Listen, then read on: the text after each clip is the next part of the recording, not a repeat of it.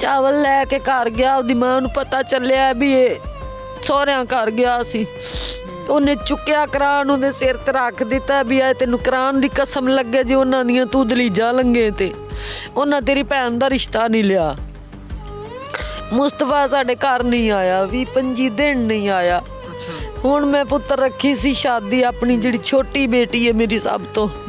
ਮੇਰਾ ਬੰਦੇ ਫੌਤ ਹੋਏ ਨੂੰ 10 ਮਹੀਨੇ ਹੋਏ ਨੇ ਜੇ।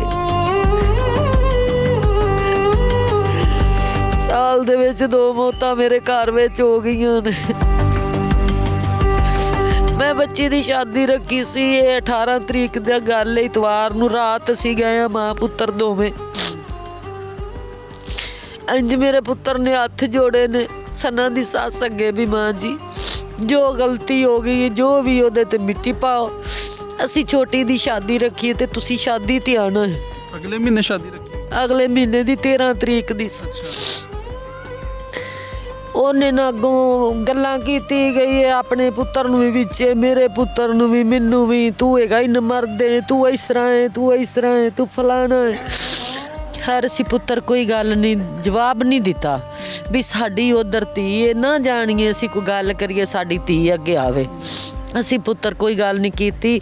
ਫਿਰ ਮੈਂ ਹੱਥ ਜੋੜ ਕੇ ਉਹਦੇ ਕੋਲੋਂ ਇੰਜ ਕੀਤਾ, ਮੈਂ ਕਿਹਾ ਬਾਜੀ ਮੈਂ ਵੀ ਇੱਕ ਬੇਵਾ ਔਰਤ ਹਾਂ, ਯਤੀਮ ਬੱਚੀ ਦੀ ਮੈਂ ਸ਼ਾਦੀ ਰੱਖੀ ਹੈ ਤੇ ਤੁਸੀਂ ਆਇਆ ਜੀ।